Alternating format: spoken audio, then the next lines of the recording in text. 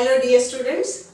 In the previous class we learned about light and its property. Which property did you learn? Rectilinear propagation of light. Today we are going to learn about a device which works on the principle of rectilinear propagation of light. The name of the device is pinhole camera. Pinhole camera is a device which works on the principle of rectilinear propagation of light. What happens is, from any object, when the light falls on the objects and it gets reflected by the object and then it spreads or it gets scattered, and when this scattered light enters through a hole into the camera, then we will be able to see the image of that object in that camera. Okay. Now it is easy to prepare a pinhole camera. We can prepare it from all waste materials. I'll just show you with what all materials are available with me, and at the end of this video I'll send you one link in which complete preparation of this pinhole camera in a very easy manner is shown. All of you have to prepare it and send to me. Okay children. So let us see what we need. Actually we need two boxes. We need two boxes. One should go inside the other easily. It should be able to slide easily into the other. Okay. So slightly, not very small. Exactly it should slide into the other one. What we have to do is, on one side of this, you have to make a small hole. Here you see, can you see a hole? Little bit bigger you can make a hole. And the other side is open. Now in this one, what you can do is cut one square and stick a butter paper on it. Okay. Or even you can use transparent paper. Now here this part is open. Now what we have to do is just slide this into the other. Your pinhole camera is ready. Isn't it very easy? So you can decorate it also. I just got it from the waste material. So you can make it, then you can decorate it also. Okay children. So try to make, all of you will try to make this. Okay. Now we will see what are the characteristics of the images formed by or images formed in a pinhole camera. Let us see that. Now let us see how is the image formed in the pinhole camera. Now see, my drawing is not that good. Please tolerate. Now if there is a tree, this is the object which we are going to watch or observe through the pinhole camera. Now when the light rays falls on the tree, after reflection, the rays of light passes through the pinhole. Now how do they pass? You see, from here, from the top, it will come to the bottom of the screen. This is the screen. Okay. So from the top, it comes to the bottom.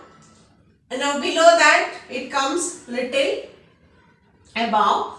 Now from the bottom, it will go to the top. Did you understand? They cross like this. Okay. If this is the object, from here, it goes like this in a straight line, and from here it goes up. From the top, it comes to the bottom, and from the bottom it goes to the top. So what happens when you see the image on the screen? It will be, if you see a pen like this, the image formed will be inverted. Inverted means upside down. Okay. So from here, the rays after reflections come here, and from here it goes to the top. So the tree, when you see, observe it through the pinhole camera, it will be upside down. Okay. Now, so this is written here. A ray from the top of the objects meet at the bottom, and the ray from the bottom meets at the top of the screen. So the image is inverted. Upside down means inverted. Okay. Now see this hole. Depending upon this hole, the image darkness or brightness will change. This small hole allows less light to pass through. If this hole is very small, so it will allow only less light to pass through it. So the image formed will be little dull, but it will be sharp image. But if you make a big hole, then it will allow the light to pass, more light to pass through it. Image will be bright, but it will not be that clear.